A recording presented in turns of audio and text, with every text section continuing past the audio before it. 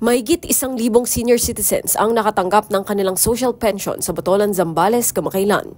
Ang Social Pension for Indigent Senior Citizens Program ay isang programa ng national government na nagsimula noong 2011 mula sa pagtitibay ng Republic Act 9994 o ang Expanded Senior Citizens Act of 2010 kung saan ang mga indigent seniors ay maaaring makatanggap ng 500 pesos kada buwan mula sa gobyerno.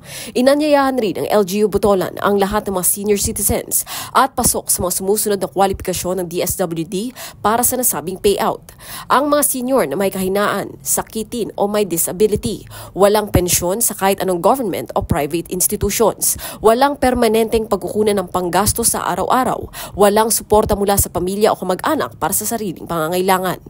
Magtungo lamang sa Office of the Senior Citizens Affairs na matatagpuan sa first floor ng Municipal Hall ng Botolan para makapagparehistro at makasama sa Social Pension Program.